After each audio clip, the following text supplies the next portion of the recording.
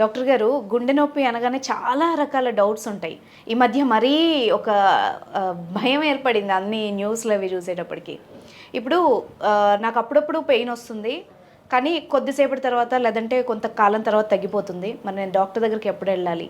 At the same time gastric trouble వల్ల వచ్చే chest పెయిన్‌కి, గుండె పెయిన్ నొప్పికి ఎలా ఉంటాయి డిఫరెన్సెస్? ఎలా అలర్ట్ అవ్వాలి ఒక పేషెంట్? అమ్మ మోస్ట్లీ ఎవరైనా పేషెంట్ ఫస్ట్ నా డాక్టర్ గారు నాకు గుండె నొప్పిగా ఉంది అంటారు. నేను ఫస్ట్ ఎక్కడ నొప్పి ఉంది అని మేము అడుగుతాం. ఓకే. ఒకవేళ కనుక పేషెంట్ వేలు చూపించుకుని ఇక్కడ నొప్పిగా ఉంది, ఇక్కడ ఉంది అని అడిగారు. సెకండ్ క్వశ్చన్, ఊపిరి తీసుకుంటుంటే నొప్పి కనుక ఏమైనా పెరుగుతుందా తగ్గుతుందా అని అడుగుతాం. అంటే రెస్పిరేషన్తో మీ నొప్పి ఏమైనా పెరుగుతుందా తగ్గుతుందా అని అడుగుతాం. ఓకే. రెస్పిరేషన్తో నొప్పి పెరుగుతుంది అన్నారనుకో, ఇట్లా వేలు పెట్టి చూపించుకుని నొప్పి వచ్చింది అనుకోండి, అది కార్డియాక్ పెయిన్ అనేది కాదు. ఓకే. కాదు. సో పిన్ పాయింటింగ్, ఒక వేలుతో కనుక నేను పిన్ పాయింట్ కనుక నొప్పిని కనుక పిన్ పాయింట్ చేస్తుంటే ఆ నొప్పి కార్డియాక్ పెయిన్ కాదు. ఓకే. అదే ఊపిరి తీసుకుంటున్నప్పుడు నొప్పి పెరగడం కానీ తగ్గడం కానీ జరిగినా కానీ అది కార్డియాక్ పెయిన్ కాదు. ఓకే. కార్డియాక్ పెయిన్ మోస్ట్లీ రకరకాలుగా నేను చెప్తాను.